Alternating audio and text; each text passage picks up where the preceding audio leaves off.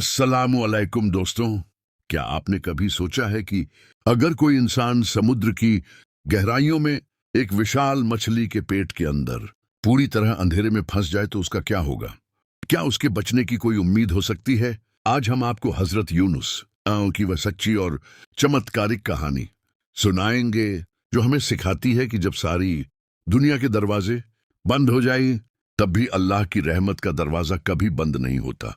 हजरत यूनुस अल्लाह के महान नबियों में से एक थे।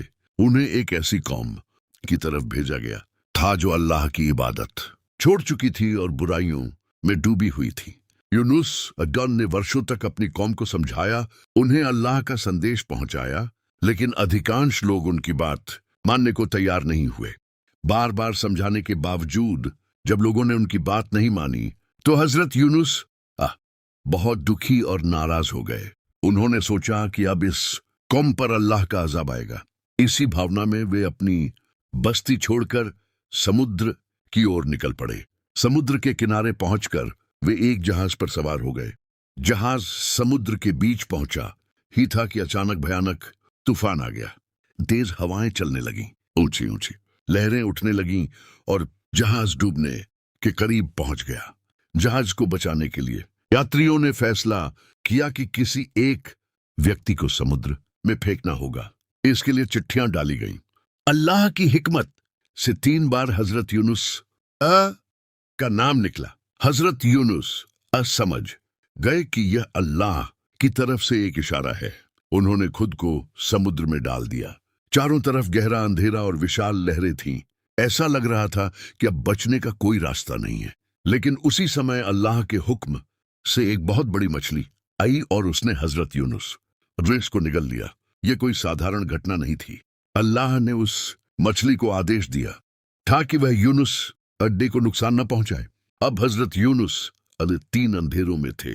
समुद्र का अंधेरा, रात का अंधेरा और मछली के पेट का अंधेरा। उन्होंने महसूस किया कि उनसे जल्दबाजी हुई थी।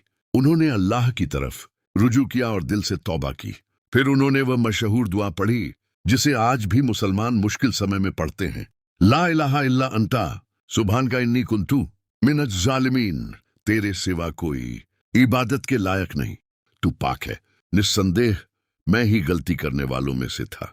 हजरत यूनुस लगातार यह दुआ करते रहे। समुद्र की गहराइयों में जहां कोई इंसान उनकी आवाज नहीं सुन सकता था, वहां भी अल्लाह उनकी पुकार सुन रहा था।